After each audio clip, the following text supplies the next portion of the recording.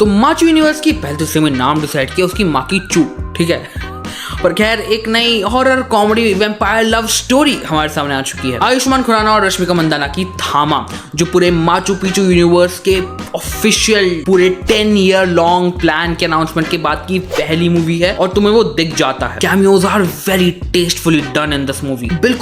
मुझे बिल्कुल भी ऐसे फोर्स्ड या ऑन द फेस नहीं लगते। वो सबसे बड़ा और सबसे स्ट्रॉन्ग प्लस पॉइंट भी इस मूवी का वही है, it treats you specially well अगर तुमने पिछली माचू यूनिवर्स की मूवीज देख रखी हो तो। लेकिन अगर मैं रिव्यू में उठते ही कैमियोज की बात कर रहा हूं तो तुम सोच ही सकते हो मेरी मूवी के बारे में क्या ही विचार होंगे। It is not that good, लेकिन तब भी जिस तरीके से ये मूवी कैमियोज को ट्रीट करती है इट इज क्वाइट नोटवर्दी। एक वन ऑफ थिंग की तरह नहीं रहती, वो फिल्म के कैरेक्टर्स के और तुम्हारे भी बैक ऑफ द माइंड में रहती है कि कहीं वो अभी तो नहीं आ जाएगा, कहीं अभी तो नहीं आ रहा वो। लेकिन ओवरऑल ये मूवी उतना अच्छा छाप नहीं छोड़ती तुम पे। मोटा मोटी बिना स्पॉयलर्स की इस मूवी की कहानी कुछ ऐसी है कि आलोक प्लेड बाय आयुष्मान खुराना एक नॉर्मल 24-25 साल का लौंडा है जो एक दिन जंगल जाता है, उसमें गुम हो जाता है और उसे मिलती है Taadka, vampire played by Rashmika Mandanna. और वहीं से इनका टाका बिड़ना शुरू हो जाता है और वही सफर में कहीं आलोक वैम्पायर बन जाता है। एक ग्रैंड बैटल होती है एंड में एंड देन स्टोरी खत्म। एंड पहले तो स्टोरी प्रिडिक्टेबल है, ठीक है, हद प्रिडिक्टेबल भी नहीं है लेकिन कहीं सरप्राइज नहीं करती। अब क्योंकि ऑलरेडी ट्रेलर्स में दिखा चुके हैं तो ये स्पॉइलर नहीं होगा कि आलोक इंसान से वैम्पायर बन जाता है। एंड आई डू विश कि काश की वो मूवी में पहले ही वैम्पायर बन जाता, क्योंकि जब स्टार्टिंग में ही सारे वेज खत्म हो जाते हैं ना कि कैसे वो वैम्पायर बन सकता है, तो यू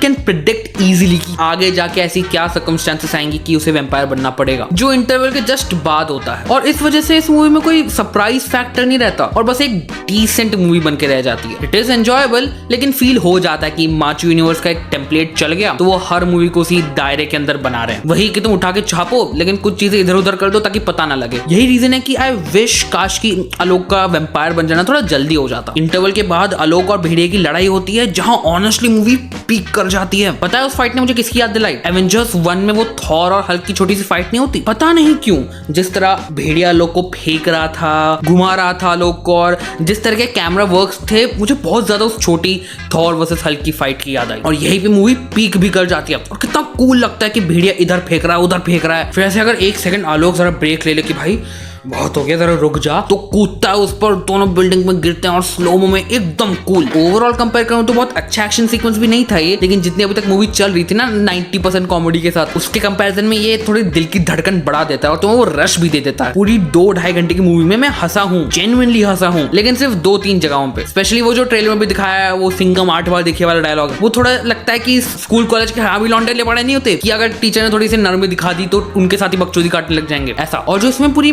माइथोलॉजी के साथ कनेक्ट मारना है इस मूवी में वो थोड़ा अच्छा लगता है। पिछली मूवीज में भेड़िया, मुंजिया, स्त्री वगैरह वो अपने आप में एक फोकलोर बताने की कोशिश कर रहे हैं। मुंजिया एक गंजा बच्चा जो जल्दी मर गया, भेड़िया जो जंगल की रक्षा करता है वगैरह, लेकिन इसमें वो एक्चुअल मूवी का सेटअप नहीं है, वो वर्ल्ड बिल्डिंग का ही एक पार्ट है। एंड हम बस इनडायरेक्टली हिस्ट्री को रिपीट होते हुए नहीं देख रहे। एंड इस मूवी में मुझे MHCU का माचू यूनिवर्स का वर्ल्ड बिल्डिंग का पोटेंशियल दिखता है। थोड़ा सा स्पॉइलर हो जाएगा इसलिए कुछ बोल नहीं रहा, लेकिन यार पोटेंशियल है, लेकिन बेचारों की भी गलती नहीं है। एक थोड़ी सीरियस मूवी बनाने की कोशिश करी थी जो चली नहीं, तो वो मूवी बनाना जो सेट टेम्पलेट पर चलती है 80-90% कॉमेडी होगी, वो भी इनसे ठीक से होती नहीं है और तुम 2-3 सीन से ज्यादा कहीं हंस नहीं पाते। पता नहीं कौन था इस मूवी का मार्केटिंग एग्जीक्यूटिव, पता नहीं क्या कर रहे हैं। एक वैम्पायर मूवी को प्रमोट करने के लिए 3-3 आइटम सॉन्ग्स निकाल दिए और मूवी में भी 3-3 आइटम सॉन्ग्स क्यों है पता नहीं। एक आइटम सॉन्ग हुआ जो स्टोरी के अंदर सेंस बनाता है, बता नहीं रहा क्यों, स्पॉइलर हो जाएगा। और वो एक है एनिमे रश्मिका का, क्योंकि कुछ तो चाहिए ना जो लोगों को रखे क्रेडिट्स के लिए, और इनसे बेहतर वो क्या ही हो सकता है। और भाई रश्मिका इस मूवी में